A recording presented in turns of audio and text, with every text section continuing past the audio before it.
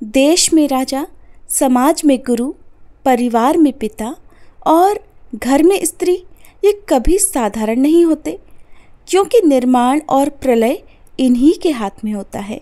हरे कृष्णा। आप सभी का दिन शुभ और मंगलमय हो।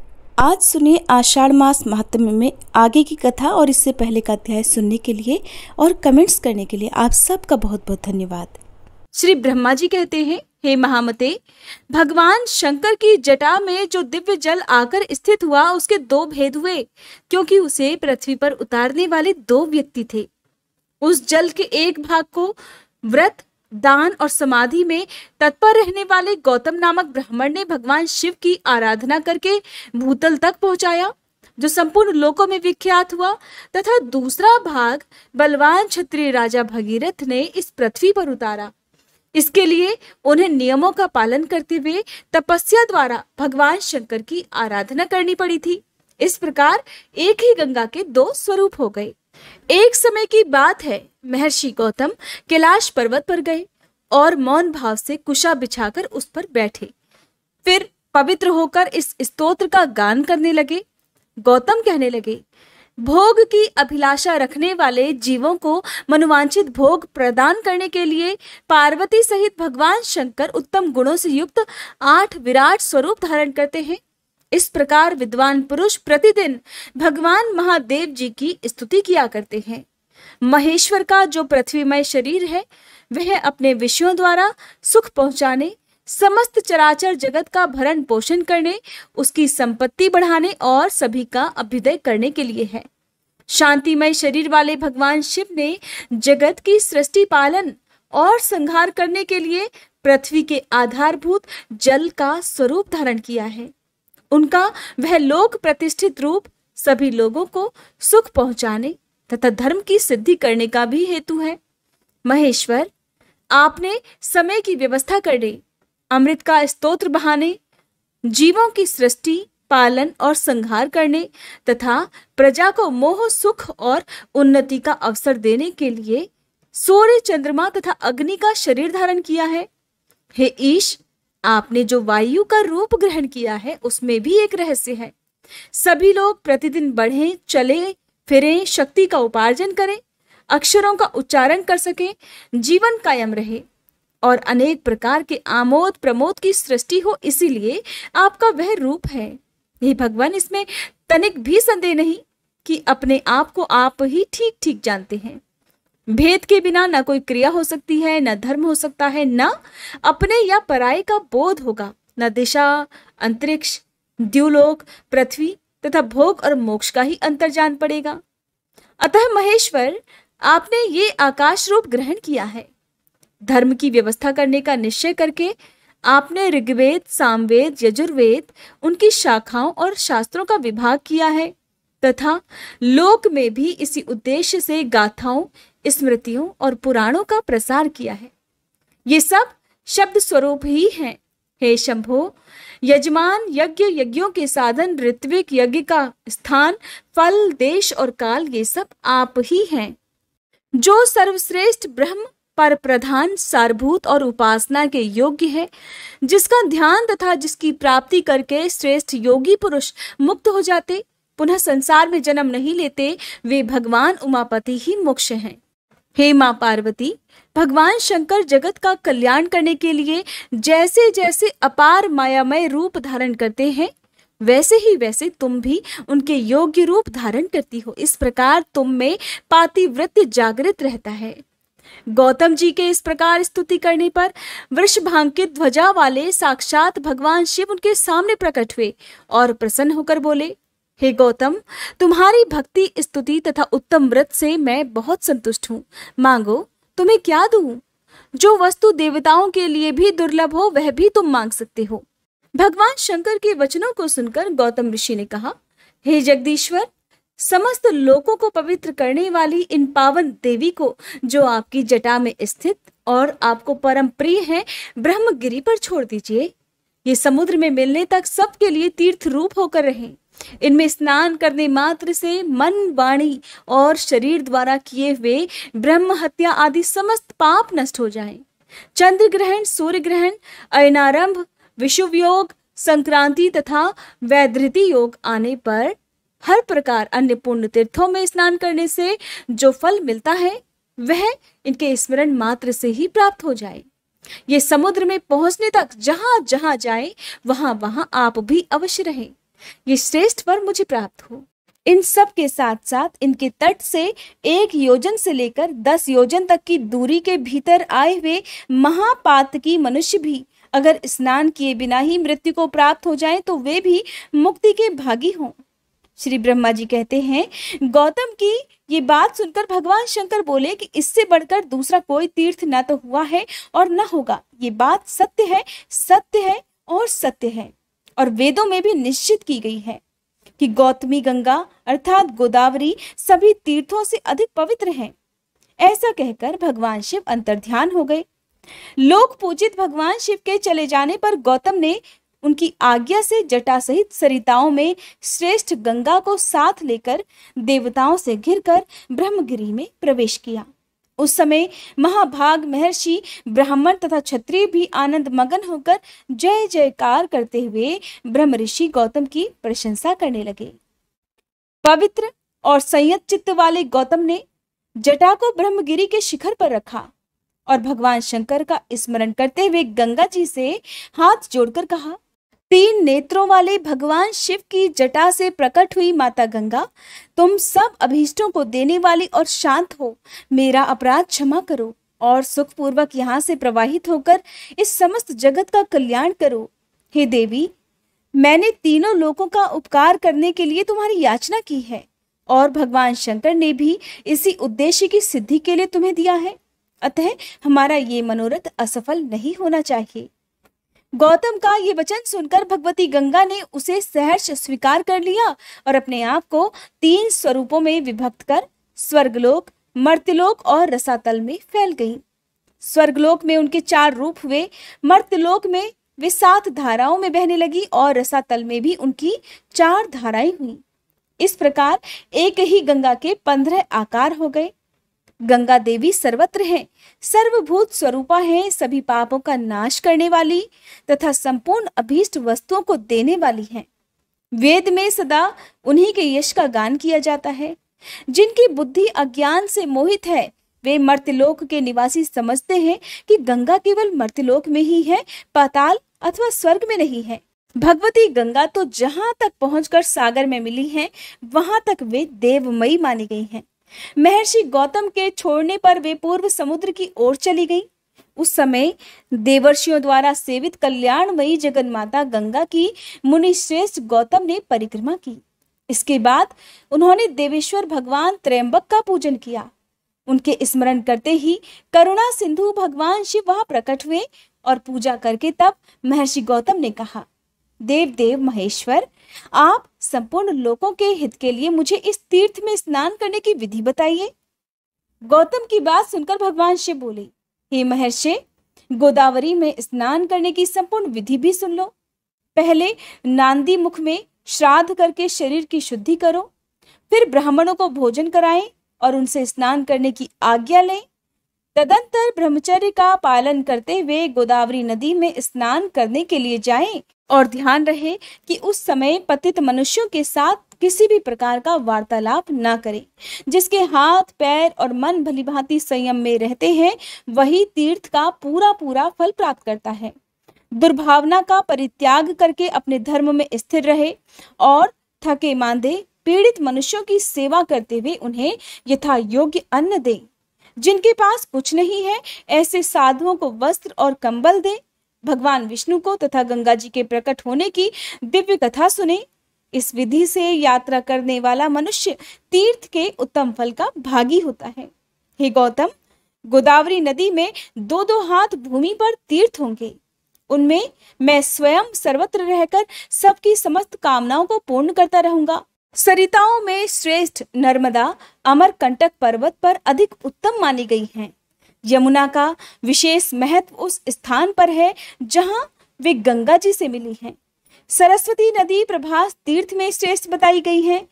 तृष्णा, भीष्मरथी और तुंगभद्रा, इन 3 नदियों का जहां समागम हुआ है वह तीर्थ मनुष्यों को मुक्ति देने वाला है।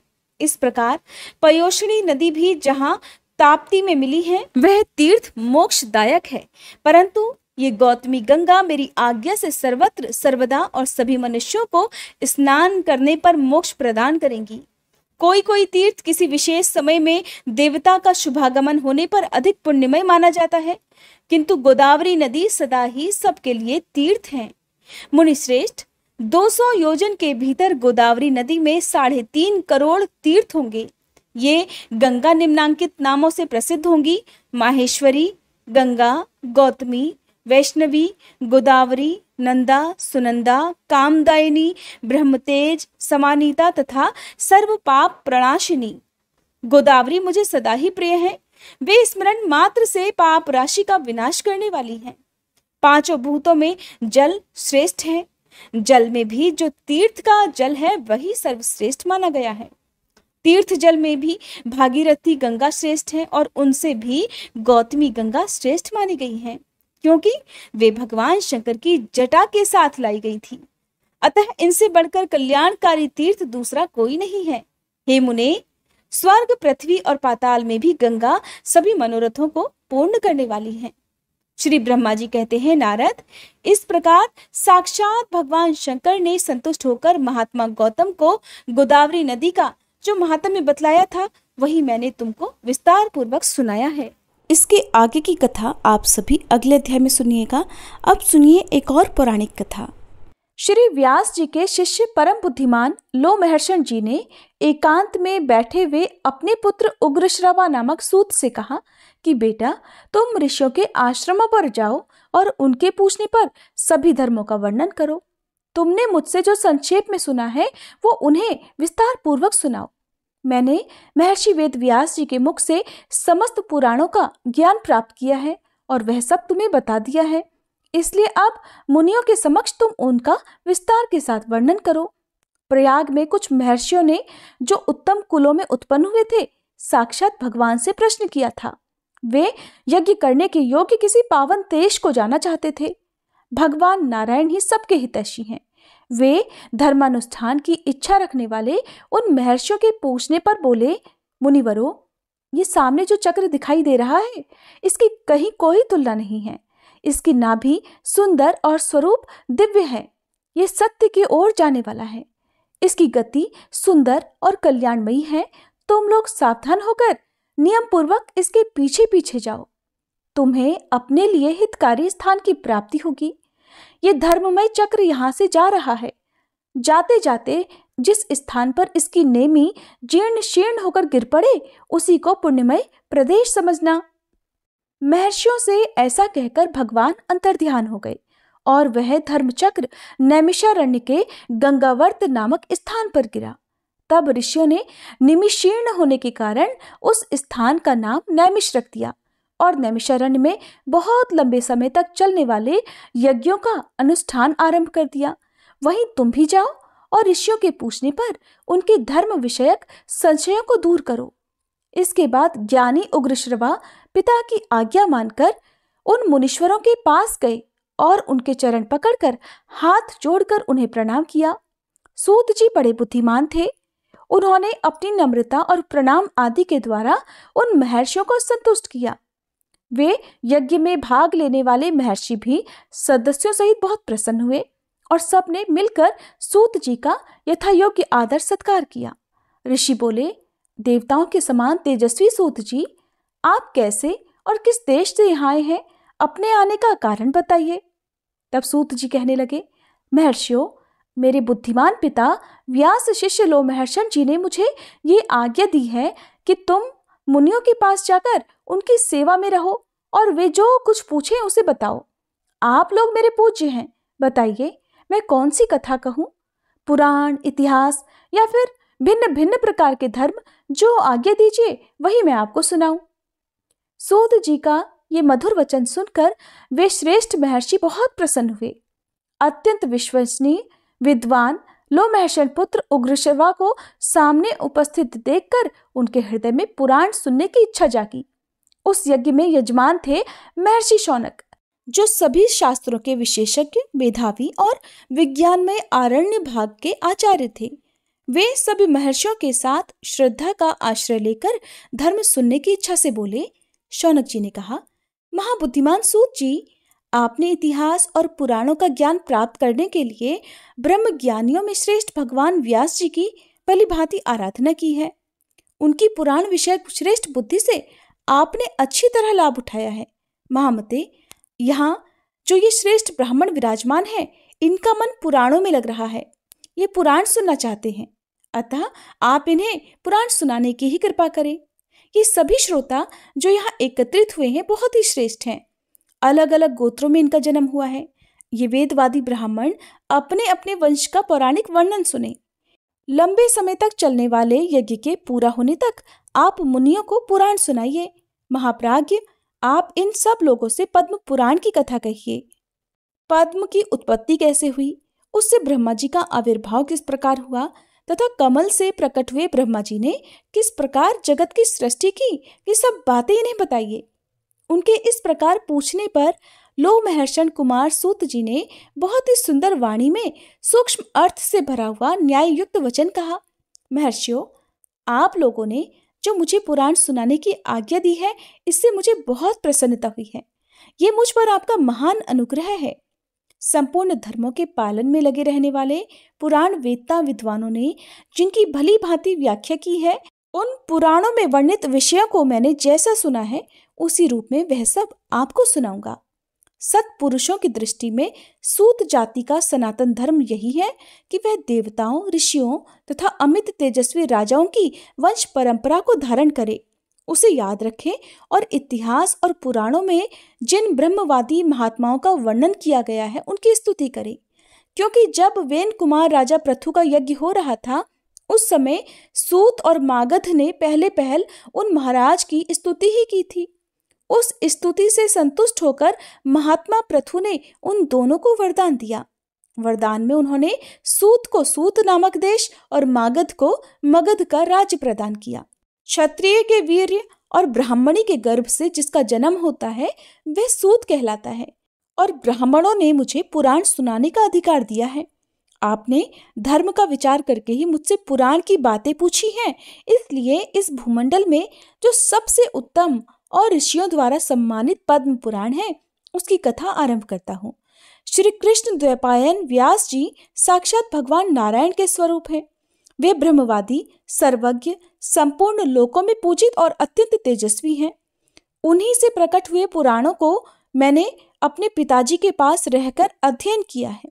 पुराण सब शास्त्रों के पहले से विद्यमान है। ब्रह्मा जी ने कल्प के आदि में सबसे पहले पुराणों का ही स्मरण किया था। पुराण त्रिवर्ग अर्थात धर्म, अर्थ और काम के साधक और परम पवित्र हैं। उनकी रचना 100 करोड़ श्लोकों में हुई है। समय के अनुसार इतने बड़े पुराणों का श्रवण और पठन असंभव देखकर स्वयं भगवान उनका संक्षेप करने के लिए प्रत्येक द्वापर युग में व्यास रूप से अवतार लेते हैं और पुराणों को 18 भागों में बांटकर उन्हें 4 लाख श्लोकों में सीमित कर देते हैं। पुराणों का यह संक्षिप्त संस्करण ही इस भूमंडल में प्रकाशित होता है। देवलोकों में तो आज भी 100 करोड़ श्लोकों का विस्तार पुराण मौजूद है। अब मैं परम पवित्र पद्म पुराण का वर्णन आरंभ करता हूँ। उसमें 5 खंड और 55,000 श्लोक हैं। पद्म पुराण में सबसे पहले सृष्टि खंड है, उसके बाद भूमि खंड आता है, फिर स्वर्ग खंड और उसके बाद पाताल खंड है, उसके बाद परम उत्तम उत्तर खंड का वर्णन आया है। बस इतना ही पद्म पुराण है। भगवान की नाभि से जो महान पद्म अर्थात कमल प्रकट हुआ था, जिससे इस जगत की उत्पत्ति हुई है, उसी के वृतांत का आश्रय लेकर यह पुराण प्रकट हुआ है, इसीलिए इसे पद्म पुराण कहते हैं। ये पुराण स्वभाव से ही निर्मल है, उस पर भी इसमें श्री विष्णु भगवान के महात्म्य का वर्णन होने से इसकी निर्मलता और भी बढ़ गई है। देवाधिदेव भगवान विष्णु ने पूर्व समय में ब्रह्मा जी के प्रति जिसका उपदेश किया था और ब्रह्मा जी ने जिसे अपने पुत्र मरीचि को सुनाया था, वही ये पद्म पुराण है। ब्रह्मा जी ने ही इसे जगत में प्रचलित किया है। सूत जी कहते हैं, महर्षियों, जो सृष्टि रूप मूल प्रकृति के ज्ञाता और इन भावात्मक पदार्थों के दृष्टा हैं, जिन्होंने इस लोक की रचना की है, जिन्होंने योग का आश्रय लेकर संपूर्ण चराचर जीवों की सृष्टि की है, जो समस्त भूतों और अखिल विश्व के स्वामी हैं, उन सच्चिदानंद परमेश्वर को मैं नमस्कार करता हूँ। फिर ब्रह्मा, महादेव, इंद्र, अन्य लोकपाल और सूर्यदेव को एकाग्र चित्त से नमस्कार करके ब्रह्म स्वरूप वेद व्यास जी को प्रणाम करता हूँ। उन्हीं से इस पुराण विद्या को प्राप्त करके मैं आपके समक्ष प्रकाशित करता हूँ। जो नित्य निरंतर सदा सत्व स्वरूप, अव्यक्त और सबका कारण है, वह ब्रह्म ही महतत्व से लेकर विशेष पर्यंत विशाल ब्रह्मांड की सृष्टि करता है। ये विद्वानों का निश्चित सिद्धांत है। सबसे पहले हिरण्यमय अर्थात तेजोमय अंड में ब्रह्मा जी का प्रादुर्भाव हुआ। वह अंड सब ओर से जल से घिरा हुआ है। जल के बाहर तेज का घेरा और तेज के बाहर वायु का आवरण है अर्थात वायु से घिरा हुआ है। वायु आकाश से और आकाश भूत आदि अर्थात तामस अहंकार से घिरा हुआ है। अहंकार को महतत्व ने घेर रखा है और महतत्व अव्यक्त मूल प्रकृति से घिरा हुआ है। उक्त अंड को ही संपूर्ण लोकों की उत्पत्ति का आश्रय बताया गया है। इसके सिवा इस पुराण में नदियों और पर्वतों की उत्पत्ति का बार बार वर्णन हुआ है। मनवंतरों और कल्पों का भी संक्षेप में वर्णन है। पूर्व समय में ब्रह्मा जी ने महात्मा पुलत्स्य को इस पुराण का उपदेश दिया था। फिर पुलत्स्य ने इसे गंगा द्वार अर्थात हरिद्वार में भीष्म जी को सुनाया था। इस पुराण का पठन, श्रवण और विशेषतः स्मरण धन, यश और आयु को बढ़ाने वाला और संपूर्ण पापों का नाश करने वाला है। जो द्विज अंगों और उपनिषदों सहित 4 वेदों का ज्ञान रखता है, उसकी अपेक्षा वह अधिक विद्वान है जो केवल इस पुराण का ज्ञाता है। इतिहास और पुराणों के सहारे ही वेद की व्याख्या करनी चाहिए, क्योंकि वेद अल्पा के विद्वान से ये सोचकर डरता रहता है कि कहीं ये मुझ पर प्रहार न कर बैठे, अर्थ का अनर्थ न कर बैठे। तात्पर्य यह है कि पुराणों का अध्ययन किए बिना वेदों के अर्थ का ठीक ठाक ज्ञान नहीं होता। ये सुनकर ऋषियों ने सूत जी से पूछा, मुने, भीष्म जी के साथ पुलत्स्य ऋषि का समागम कैसे हुआ? पुलत्स्य मुनि तो ब्रह्मा जी के मानस पुत्र हैं। मनुष्यों को तो उनका दर्शन होना बड़ा दुर्लभ है। महाभाग, भीष्म जी को जिस स्थान पर और जिस प्रकार पुलत्स्य जी का दर्शन हुआ वह सब हमें बताइए। सूत जी ने कहा, महात्माओं, साधुओं का हित करने वाली विश्व पावनी महाभागा गंगा जी जहाँ पर्वत मालाओं को भेद कर बड़ी तेजी से बाहर निकली है, वह महान तीर्थ गंगा द्वार के नाम से विख्यात है। पितृभक्त भीष्म जी वहीं निवास किया करते थे। वे ज्ञानोपदेश सुनने की इच्छा से बहुत दिनों से महापुरुषों के नियम का पालन करते थे। स्वाध्याय और तर्पण के द्वारा देवताओं और पितरों की तृप्ति तथा अपने शरीर का शोषण करते हुए भीष्म जी के ऊपर भगवान ब्रह्मा बहुत प्रसन्न हुए। वे अपने पुत्र मुनिश्रेष्ठ पुलत्स्य जी से इस प्रकार बोले, बेटा, तुम कुरुवंश का भार वहन करने वाले वीरवर देवव्रत के, जिन्हें भीष्म भी कहते हैं, पास जाओ। उन्हें तपस्या से निवृत्त करो और इसका कारण भी बतलाओ। महाभाग भीष्म अपनी पितृ भक्ति के कारण भगवान का ध्यान करते हुए गंगा द्वार में निवास करते हैं। उनके मन में जो जो कामनाएं हो उसे शीघ्र पूर्ण करो, देर नहीं होनी चाहिए। पितामह का वचन सुनकर मुनिवर पुलत्स्य जी गंगा द्वार में आए और भीष्म जी से इस प्रकार बोले कि वीर, तुम्हारा कल्याण हो। तुम्हारे मन में जो इच्छा हो उसके अनुसार कोई वर मांगो। तुम्हारी तपस्या से साक्षात भगवान ब्रह्मा जी प्रसन्न हुए हैं। उन्होंने ही मुझे यहाँ भेजा है। मैं तुम्हें मनोवांछित वरदान दूंगा। पुलत्स्य जी का वचन मन और कानों को सुख पहुंचाने वाला था। उसे सुनकर भीष्म ने आंखें खोल दी और देखा पुलत्स्य जी सामने खड़े हैं। उन्हें देखते ही भीष्म जी उनके चरणों में गिर पड़े। उन्होंने अपने संपूर्ण शरीर से पृथ्वी का स्पर्श करते हुए उन मुनिश्रेष्ठ को साष्टांग प्रणाम किया और कहा, भगवान, आज मेरा जन्म सफल हो गया। आज का दिन बहुत ही सुंदर है, क्योंकि मुझे आपके विश्ववंद्य चरणों का दर्शन जो प्राप्त हुआ है। आज आपने दर्शन दिया और विशेषतः मुझे वरदान देने के लिए गंगा जी के तट पर पदार्पण किया। इतने से ही मुझे अपनी तपस्या का सारा फल मिल गया। ये कुश की चटाई है, इसे मैंने अपने हाथों बनाया है और जहां तक हो सका है इस बात का भी प्रयास किया है कि ये बैठने वालों के लिए आराम देने वाली हो, अतः आप इस पर विराजमान हो जाइए। ये पलाश के दोने में अर्घ्य प्रस्तुत किया गया है। इसमें दूब, चावल, फूल, कुश, सरसों, दही, शहद, जौ और दूध भी मिले हुए हैं। प्राचीन काल के ऋषियों ने यह अष्टांग अर्घ्य ही अतिथियों को अर्पण करने योग्य बताया है। अमित तेजस्वी भीष्म के ये वचन सुनकर ब्रह्मा जी के पुत्र पुलत्स्य मुनि कुश के आसन पर बैठ गए। उन्होंने बड़ी प्रसन्नता के साथ पाद्य और अर्घ्य स्वीकार किया। भीष्म जी के इस शिष्टाचार से उन्हें बड़ा संतोष हुआ। वे प्रसन्न होकर बोले, महाभाग, तुम सत्यवादी, दानशील और सत्य प्रतिज्ञ राजा हो। तुम्हारे अंदर लज्जा, मैत्री और क्षमा आदि सद्गुण शोभा पा रहे हैं। तुम अपने पराक्रम से शत्रुओं का दमन करने में समर्थ हो। साथ ही धर्मज्ञ, कृतज्ञ, दयालु, मधुरभाषी, सम्मान के योग्य पुरुषों को सम्मान देने वाले, विद्वान, ब्राह्मण भक्त और साधुओं पर स्नेह रखने वाले हो। वत्स, तुम प्रणाम पूर्वक मेरी शरण में आए हो, अतः मैं तुम पर बहुत प्रसन्न हूँ। तुम जो चाहे पूछो, मैं तुम्हारे प्रत्येक प्रश्न का उत्तर दूंगा। तब भीष्म जी ने कहा, भगवान, पूर्व समय में भगवान ब्रह्मा जी ने किस स्थान पर रहकर देवताओं आदि की सृष्टि की थी, ये मुझे बताइए। उन महात्माओं ने कैसे ऋषियों तथा देवताओं को उत्पन्न किया, कैसे पृथ्वी बनाई, किस प्रकार आकाश की रचना की और किस प्रकार इन समुद्रों को प्रकट किया, भयंकर पर्वत, वन और नगर कैसे बनाए, मुनियों, प्रजापतियों, श्रेष्ठ सप्तऋषियों और भिन्न भिन्न वर्णों को, वायु को, गंधर्वों, यक्षों, राक्षसों, तीर्थों, नदियों, सूर्य आदि ग्रहों तथा तारों को भगवान ब्रह्मा ने किस प्रकार उत्पन्न किया, इन सब बातों का वर्णन कीजिए। हरे कृष्णा। तब पुलत्स्य जी ने भीष्म जी के सामने जिस प्रकार वर्णन किया, उसका वृतांत आप सभी अगले अध्याय में जरूर सुनिएगा। और आज की इस कथा को अंत तक सुनने के लिए आप सबका बहुत बहुत धन्यवाद।